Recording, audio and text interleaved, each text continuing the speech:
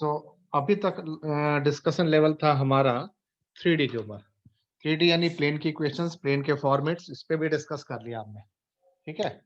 अब मैं एक और अच्छा क्वेश्चन डिस्कस करता हूँ।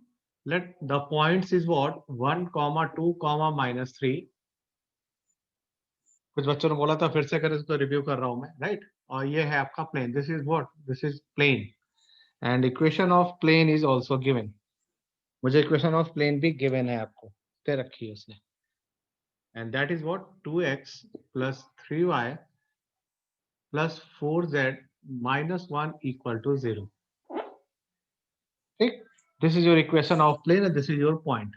तो उसने बोला इस पॉइंट से अगर मैं ड्रॉ करता हूं परपेंडिकुलर इस प्लेन पे, तो ये बनता आपका फुट ऑफ परपेंडिकुलर। तो मुझे इसके कोऑर्डिनेट निकालने, लेट ये पॉइंट P है, लेट ये पॉइंट Q है, तो मुझे Q के कोऑर्डिनेट निकालना है, राइट। फिर उसने बोला इस पॉइंट का जो इमेज बन रहा है वो इस पॉइंट पे बन रहा है, दैट इज R। तो मुझे इस आर के इमेज भी निकालना है, इमेज के कोऑर्डिनेट। तो इसको बोल दिया लेट अल्फा है, बीटा है एंड गामा है, ठीक। तो सबसे पहले मैं इस क्यू के निकालूंगा जिसको फुट ऑफ परपेंडिकुलर बोल रहे हैं। पॉइंट है 1, 2, -3 और आपका प्लेन ये है। सबसे पहले क्या करो, जब भी प्लेन के रिस्पेक्ट में आपको कभी भी इस तरह से कोई चीज आए, तो आपको क्या करना है, आपको सबसे पहले जो लाइन है, ये पी क्यू लाइन की इक्वेशन निकालो, जो लाइन 1, 2, -3 से पास कर रही है। तो x माइनस x1 कितना है, 1 अपॉन ए, एक की जगह भी आप ए लिखें ऐसे, y माइनस y1 कितना है 2 upon B, z minus z1 -3 हो जाएगा +3 अपॉन सी। ये एक लाइन की equation, this is the equation of line passes through 1, 2, -, यहां से पास हो रही लाइन, ठीक। अब ये लाइन ऐसे आ रही है, इस पे परपेंडिकुलर बोला हुआ है क्वेश्चन के अकॉर्डिंग, तो ये फुट ऑफ परपेंडिकुलर निकालने हैं मुझे। तो जो प्लेन के जो डी आर होंगे वो लाइन के ऊपर रिफ्लेक्शन आ जाएगा। प्लेन के डी आर मतलब ये जो ए, बी और सी की वैल्यू वही सेम लाइन की हो जाएंगी, क्योंकि दोनों एक दूसरे को क्या करेंगे, कोइंसाइड करेंगे। तो मैं क्या करूंगा, ए की जगह पुट कर लूंगा 2, y माइनस 2 बी की जगह पुट कर लूंगा 3, z+3 सी की जगह पुट कर लूंगा 4। अब इक्वल टू मैंने बोल दिया लैम्डा, इक्वल टू बोल दिया मैंने लैम्डा। तो क्या होगा, एक्स वाई जेड की वैल्यू लैम्डा के टर्म्स में आ जाएगी। एक्स आ जाएगा 2 लैम्डा प्लस 1, वाई आ जाएगा 3 लैम्डा प्लस 2 और z आ जाएगा 4 लैम्डा -3। तो x आ गया, y आ गया और z आ गया, ये तीनों पॉइंट आ गए। अब ये तीनों पॉइंट किसके कोऑर्डिनेट है, इस q के कोऑर्डिनेट है। और q क्या है आपका, q है आपका फुट ऑफ परपेंडिकुलर। तो जब मैं इस तीनों पॉइंट को यहां पुट कर देता हूं, तो मेरे को लैम्डा की वैल्यू कैलकुलेट हो जाएगी। तो ये एक्स वाई जेड की वैल्यू को मैं इस इक्वेशन में पुट करने जा रहा हूं। तो 2 की जगह 2, इस x की जगह लिखूंगा 2 लैम्डा प्लस 1 प्लस 3, y की जगह लिखूंगा 3 लैम्डा प्लस 2,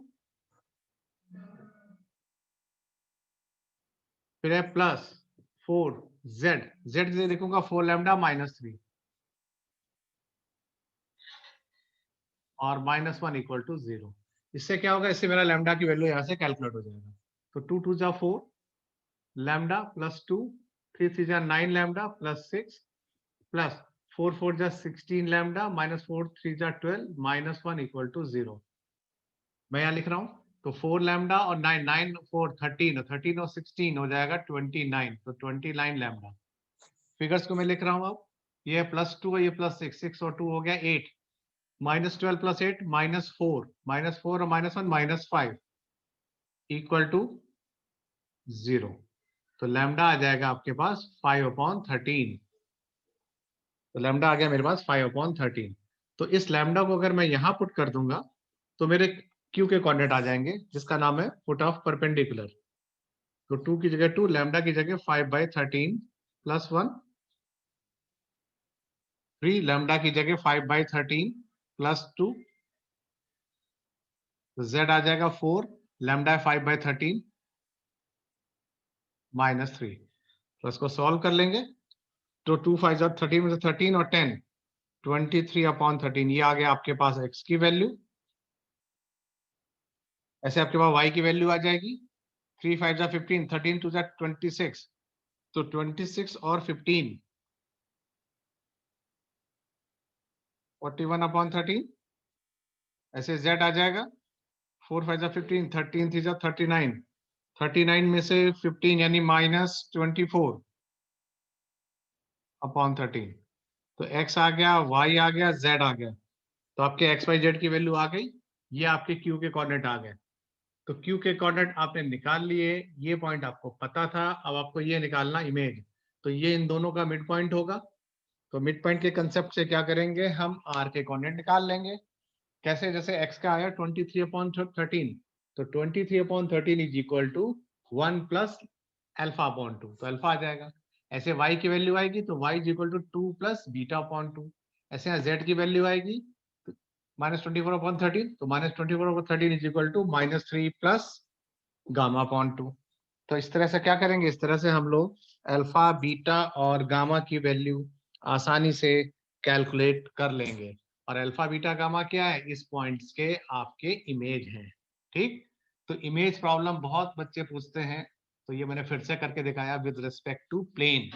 इसी में आपका फुट ऑफ परपेंडिकुलर आया, इसी में आपका इमेज वाला पॉइंट भी यहाँ से आपको क्लियर हुआ। तो ये क्वेश्चन बहुत ज्यादा इंपॉर्टेंट आपके लिए, इमेजेस वाला। फुट ऑफ परपेंडिकुलर है, डिस्टेंस है, इमेज है, ये तीनों पॉइंट आपके एक बार में यहाँ से आपके क्लियर हुए। ठीक है, अब मैं डिस्कस करूंगा इसी तरह, वो आपको प्लेन में आपसे डिस्कस कर लेगा intersection of line and plane. एक बच्चे ने और पूछा था मुझसे, एक लाइन और प्लेन का इंटरसेक्शन लाइन ऑफ प्लेन। तो इसका भी मैं लॉजिक क्लियर कर देता हूँ आपको अभी अभी के अभी। जैसे ये एक प्लेन है, मान लीजिए ये लाइन आई, तो मुझे ये पॉइंट निकालना होता है। तो लाइन कुछ पॉइंट्स वगैरह दे देगा, प्लेन की कुछ इक्वेशन है, जैसे 2x + 3y + 4z - 2 = 0, ये आपकी प्लेन की इक्वेशन है। लाइन आपको कुछ पॉइंट्स देगा, तो क्या करेंगे, तो जो भी पॉइंट्स है सेम प्रोसेस है, जैसे पॉइंट लिया 1 2 3 समथिंग, तो इसको यहाँ से इसका प्रोजेक्शन में ये पॉइंट निकालना, तो इसको लैम्डा टर्म्स में लिख लेंगे, x - 1/a, इसका इसके आएगा नॉर्मल पे। ठीक है, ऐसे y - 2/3, z - 3/4 equal to lambda, तो x आ जाएगा 2 लैम्डा + 1, y आ जाएगा 3 लैम्डा + 2, और z आ जाएगा 4 लैम्डा + 3। तो ये x, y और z की वैल्यू को यहाँ पुट कर देंगे, तो लैम्डा आ जाएगा, तो ये पॉइंट आ जाएंगे। तो इस तरह से हम लोग प्लेन और लाइन का पॉइंट ऑफ इंटरसेक्शन भी कैलकुलेट कर सकते हैं। जैसा लास्ट क्लास में हमने डिस्कस भी किया था, लाइन और प्लेन का पॉइंट, फिर प्लेन और प्लेन के बीच का एंगल बताया था मैंने, एक ही फॉर्मूला था कॉस थीटा वाला। लाइन और लाइन के बीच का भी बताया था मैंने, ठीक है ना। तो प्लेन और लाइन का भी बताया था मैंने, उसमें सिर्फ साइन थीटा आ जाता है। तो इस तरह से क्या कर सकते हैं, ये हम सारे पॉइंट्स को निकाल के आसानी से अपने क्वेश्चन के अकॉर्डिंग मोल्ड कर सकते हैं। ठीक है ना, तो ये प्लेन और लाइन के ये सारे ऐसे ऐसे क्वेश्चन हैं। कभी कभी आपसे वो बोलेगा कि प्लेन का जैसे इंटरसेक्शन वाला मोस्ट इंपॉर्टेंट पार्ट है, सीबीएसई का आना ही आना है इस साल, कि दो प्लेन के इंटरसेक्शन से थर्ड प्लेन आपको पास करा देगा, और फिर वो जो थर्ड प्लेन होगा that is passes through the some points, या किसी के परपेंडिकुलर होगा, या किसी के अपना पैरेलल भी हो सकता है। ठीक है, जैसे उसने क्या बोला कि एक ये प्लेन है, दूसरा ये प्लेन है, इनके इंटरसेक्शन से थर्ड ये प्लेन पास हो रहा है, मुझे इसकी इक्वेशन निकालना है। तो आपको क्या कहेगा, वो फर्स्ट प्लेन है आपका 2x + 3y + 4z - 2 = 0, ये है फर्स्ट प्लेन। सेकेंड प्लेन ये उसकी इक्वेशन दे रखी है 3x + 4y + 10z - 5 = 0। अब वो आपसे बोलेगा इन दोनों के इंटरसेक्शन से थर्ड प्लेन पास हो रहा है, यानी ये मुझे इसकी इक्वेशन निकालनी है, और ये प्लेन कह रहा है फर्दर पास हो रहा है 4, 1, 3 से। तो पहले इनके इंटरसेक्शन ये नहीं, तो पहले क्या लिखे, फर्स्ट प्लेन, ये लिखा मैंने first plane plus lambda second plane equal to 0। ठीक है, अब आप x के कोऑर्डिनेट निकाल लेंगे, x कॉमन लिया तो यहां से आ जाएगा 2 + 3 लैम्डा,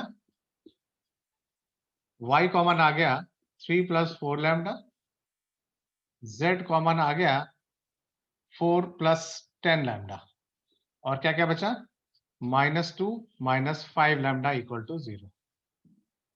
ये प्लेन की इक्वेशन आ गई जो दोनों के इंटरसेक्शन से पास हो रहा है। और फर्दर कह रहा है ये प्लेन कहां से पास हो रहा है, 4, 1, 3 से, तो x की जगह 4, y की जगह 1 और z की जगह 3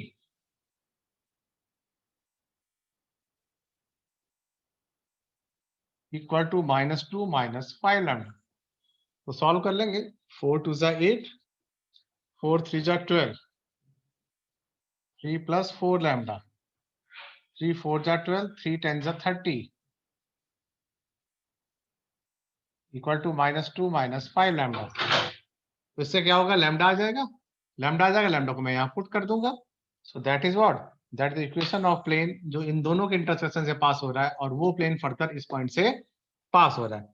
तो ऐसे क्वेश्चन कैसे करेंगे, जब कभी इस तरह का क्वेश्चन है, इंटरसेक्शन ऑफ प्लेन के बारे में बात करेगा आपसे वो, तो आपको दो प्लेन दे देगा। तो दो प्लेन के लिए क्या लिखेंगे, फर्स्ट प्लेन इसको 0 करके प्लस लैम्डा, सेकेंड प्लेन = 0 कर लेंगे, दोनों इक्वेशन से x को कॉमन लेंगे, जैसा आएगा, दोनों इक्वेशन से फिर y को कॉमन लेंगे, कुछ ऐसा आएगा, फिर z को कॉमन लेंगे, कुछ ऐसा आएगा। अब ये प्लेन की थर्ड प्लेन की इक्वेशन है। अगर वो कहता है कि इस पॉइंट से पास हो रहा है, तो एक्स वाई जेड के जगह पॉइंट लग के लैम्डा निकाल लेंगे, लैम्डा को यहाँ पुट कर देंगे और इसको सॉल्व कर लेंगे। This is your required plane, first case, यानी पहला क्वेश्चन। अगर वो बोले find equation of plane passing through intersection of two plane, यानी ये, और ये प्लेन फिर कह देगा आपसे वो कि किसी नेक्स्ट प्लेन के परपेंडिकुलर है, जैसे कोई और प्लेन दे दे, जैसे वही दे दे ये x + y + z + 1 = 0। क्या क्वेश्चन बन गया, find equation of plane passing through intersection of these two plane and perpendicular to that plane. तो first plane plus lambda, second plane = 0 करा, इस तरह से एडजस्ट कर लिया, यहां तक आ गए। अब यहां के बाद देखो कैसे करेंगे, यहां तक तो सेम प्रोसेस था आपका, ठीक। अब देखो इन दोनों के इंटरसेक्शन से ये प्लेन चला गया, कह रहा है ये प्लेन इस वाले के परपेंडिकुलर है। तो जब दो प्लेन एक दूसरे के परपेंडिकुलर होते हैं, तो उस केस में क्या लगाते हैं, a1 a2, b1 b2, c1 c2 = 0। ये कंडीशन लगाते हैं कब, जब दो प्लेन एक दूसरे के परपेंडिकुलर होते हैं। a1 क्या है, x का कोफिशिएंट कितना है, 1। a2 का x का कोफिशिएंट कितना है, 2 + 3 लैम्डा। b1 कितना है, 1। b2 कितना, y का यहां से 3 + 4 लैम्डा। c1 कितना है, 1। और c2 क्या है, 4 + 10 लैम्डा। -2 - 5 लैम्डा = 0। अब यहां से लैम्डा आ जाएगा 2 + 3 लैम्डा, 3 + 4 लैम्डा, 4 + 10 लैम्डा, -2 - 5 लैम्डा = 0। इसी वजह से हम लैम्डा सॉल्व कर लेंगे, जो लैम्डा की वैल्यू आएगी उस वैल्यू को यहां पुट कर देंगे। So this is the required plane, plane होगा जो इन दोनों के परपेंडिकुलर है और इसके इन दोनों के इंटरसेक्शन से पास हो रहा है और इसके परपेंडिकुलर है। अगर वो ये बोलता, देखो इसी का मैं थर्ड केस कर रहा हूं, यानी तीसरा क्वेश्चन कर रहा हूं मैं इसका। अगर वो ये बोलता कि equation of plane passes through intersection of these two plane and parallel to that plane। तीसरा क्वेश्चन किया मैंने, पहला एक पॉइंट से लिया था, दूसरा इसके परपेंडिकुलर। अब क्या बोल रहा है कि इन दोनों के इंटरसेक्शन से पास हो और ये प्लेन जो पास हो रहा है, यानी ये प्लेन इसके पैरेलल हो। तो जब पैरेलल होता है तो दोनों प्लेन के जो रेशियो होते हैं वो क्या सेम होते हैं, मतलब a1/a2 = b1/b2 = c1/c2 होता है उस केस में। अगर इन दोनों के इंटरसेक्शन से ये प्लेन इसके अगर पैरेलल है, तो उस केस में क्या करते हैं, उस केस में हमें क्या करना है, दोनों के a1 a2 ये जो कंडीशन लिखी थी, अब ये कंडीशन थोड़ी रिफ्लेक्ट हो जाएगी, चेंज हो जाएगी। चेंज हो जाएगी मतलब अब हम कंडीशन लगा देंगे पैरेलल के लिए a1 upon a2 is equal to b1 upon b2 is equal to c1 upon c2। उस केस में यानी a1 अपॉन a2 यानी 1 और a2 तो 1 upon 2 plus 3 lambda 1 upon 3 plus, इसमें रिफ्लेक्टिंग वैल्यूज आएंगी, वो प्लेन्स, उसने बोला इक्वेशन ऑफ प्लेन्स, तो ना रिफ्लेक्टिंग वैल्यू दो इक्वेशन आएंगी, 2 से 3, तो उनको सबको पुट करना होगा 3D के अकॉर्डिंग। और C1 कितना होगा 1 अपॉन Z का कोफिशिएंट। इस तरह इक्वेट कर करके हम लोग क्या करेंगे, वैल्यू निकालेंगे लैम्डा की, यहाँ पे पुट कर देंगे, तो ये आ जाएगा planes, equation of planes passes through, तभी तो फैमिली ऑफ प्लेन बोल रहे हैं, प्लेन मतलब एक से ज्यादा कई प्लेन। तो ये किस पे डिस्कशन लेवल था हमारा, ये डिस्कशन लेवल है हमारा कि जब किसी प्लेन के इंटरसेक्शन से कोई थर्ड प्लेन जा रहा है और वो गिवन कंडीशन को क्या कर रहा है, सेटिस्फाई कर रहा है। सेटिस्फाई कर रहा मतलब कि वो आपको पॉइंट दिया जाएगा कि अब किस पॉइंट के अकॉर्डिंग ये पास हो रहा है, किसके पैरेलल है या किसके परपेंडिकुलर है। ठीक, तो एक ये केस भी डिस्कस किया। फिर जैसे फिर से करे पॉइंट बोलेगा कि कह रहा है जैसे एक प्लेन की इक्वेशन पता है, एक पॉइंट पता है, पहले तो बोलेगा इस पॉइंट का इस प्लेन से डिस्टेंस निकाल दो, ये पॉइंट P है, ये पॉइंट Q है। आज मैं पूरा रिव्यू कर रहा हूँ। इस पॉइंट, जैसे पॉइंट ले लिया मैंने 2 1 3, प्लेन ले लिया 3x plus 4y plus 10z minus 2 equal to 0। कह रहा है इस पॉइंट का इस प्लेन से डिस्टेंस निकालो, तो ट्रिक बता रखी है मैंने डिस्टेंस वाली, क्या है ax1 by1 cz1 minus D को शिफ्ट करने के बाद that is a square b square c square पूरे का अंडर रूट और होल के आगे मॉड। ये बताया था ना किसी पॉइंट का प्लेन से डिस्टेंस हम लोग कैसे निकालते हैं। तो पॉइंट लगा देते हैं। अब जैसे ये फॉर्मूला पॉइंट क्या है 2 1 3, तो 2 पुट कर लेते हैं x की जगह, तो 2 इंटू 3 6 प्लस 4 1 जा 4 plus 10 into 1 10 into 3 30 minus 2 divided by 3 का स्क्वायर 4 का स्क्वायर 10 का स्क्वायर रूट और पूरे होल का मॉड। तो 6 4 10 10 प्लस 30 40 40 में से 2 गए, 40 में से 2 चला गया, आया 38 अपॉन 3 का 9 4 का 16 10 का 100। ठीक है, 16 9 25 125, तो 38 divided by square root of 125, square root 5 करके लिख सकते हैं या इसको रेशनलाइज करके भी ऐसे लिख सकते हैं। ये था आपका फर्स्ट पार्ट। इसी तरह से सेकंड पार्ट पूछा आपसे। सेकंड पार्ट क्या पूछा है, सेकंड पार्ट पूछा उसने आपसे कि जैसे ये पॉइंट अगर ओरिजिन पे होता, ये पॉइंट अगर ओरिजिन से होता है, मतलब क्वेश्चन क्या आ गया, ओरिजिन से इस पॉइंट, ओरिजिन बोले तो 0,0,0, ओरिजिन से इस पॉइंट की डिस्टेंस निकालनी है, तो क्या करेंगे, इन तीनों की जगह 0 0 पुट कर देंगे। उस केस में डी की वैल्यू क्या आएगी, तो ये पूरा क्या हो जाएगा 0 0 0, ऊपर आएगा सिर्फ और सिर्फ -2 और नीचे आ जाएगा 125 का रूट मॉड के साथ, तो आंसर आएगा 2 डिवाइडेड बाय रूट 125 यूनिट। जब ओरिजिन से बोलेगा तो इस फॉर्मूले से हम लोग डिस्टेंस को आसानी से निकाल लेंगे। ओरिजिन से डिस्टेंस है, ये पॉइंट से डिस्टेंस है। ठीक है, ये दूसरा पार्ट था। फिर मैंने इसका तीसरा बड़ा इंपॉर्टेंट पार्ट कराया था कि अगर दो प्लेन पैरेलल आ जाते हैं तो उनकी बीच की distance, distance between two plane, this is very very most important point, कि दो प्लेन है, 1 मार्कर या 2 मार्कर में जा सकते हैं आपसे, दो प्लेन का बीच का डिस्टेंस निकालना। तो जैसे पहला प्लेन है 2x plus 4y plus 6z minus 10 equal to 0, दूसरा है x plus y plus z plus 20 equal to 0। कह रहा दो प्लेन इनके बीच का डिस्टेंस निकालो। डिस्टेंस निकालने के लिए मैंने आपको एक ट्रिक बताई थी, पहले उनको पैरेलल कर लो, कैसे एक्स वाई जेड के कोफिशिएंट सेम कर लो, तो यहाँ से 2 कॉमन ले लो ऊपर वाले में से, तो ये होगा x, 2 कॉमन ले लेंगे तो यहाँ x आ जाएगा, ये यहाँ पे 2y लिख लेंगे, यहाँ पे 3y। क्वेश्चन ये है x plus 2y plus 3z। मैं अगर न्यूमरेट फर्स्ट इक्वेशन से 2 कॉमन लेता हूँ तो आ जाएगा x plus 2y plus 3z minus 5 equal to 0। 2 नीचे आएगा 0 के, तो ये लाइन आ जाएगी प्लेन के फॉर्म में x plus 2y minus 3z minus 5 equal to 0।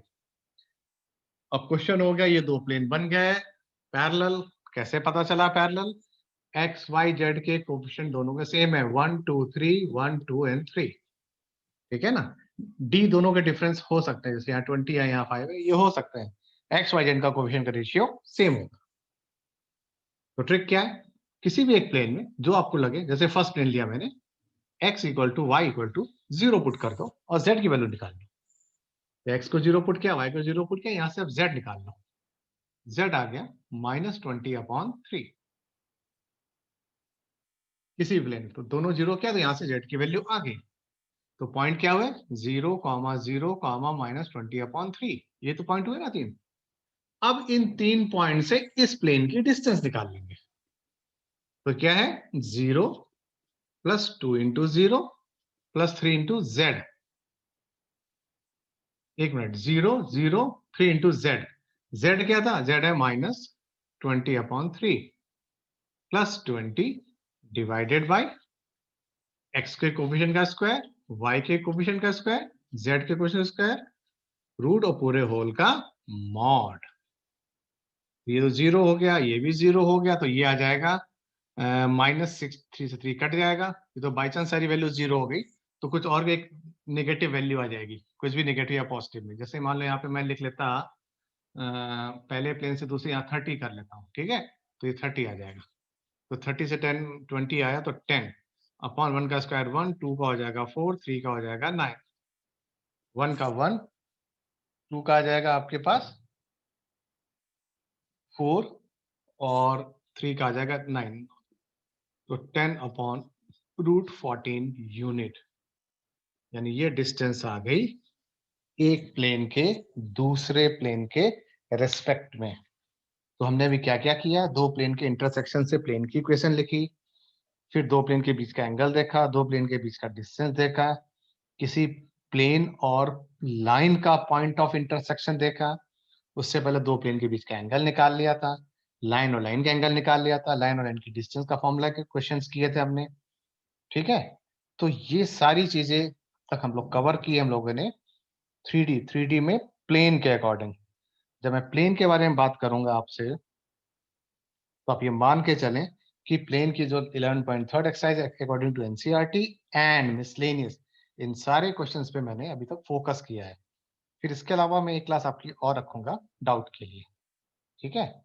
अब मैं मूव करता हूं इसके प्लेन के बीच का एंगल। हाँ, प्लेन और लाइन के बीच का एंगल का मैंने बताया था, एक ऐसा केस है सिर्फ उसमें साइन थीटा लगता है, बाकी हर जगह कॉस थीटा लगता है। और उसका रीजन भी बताया था मैंने, क्योंकि एक्चुअल वो एंगल जो हो जाता है 90 माइनस थीटा हो जाता है, और cos ऑफ 90 माइनस थीटा उसकी वैल्यू हो जाती है sin थीटा।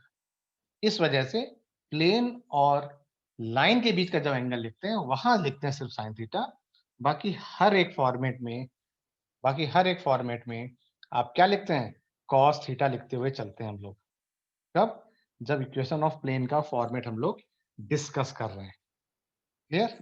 तो ये तो सारे फॉर्मेशन वे था मेरा, चल रहा था आपका प्लेन के साथ। ठीक?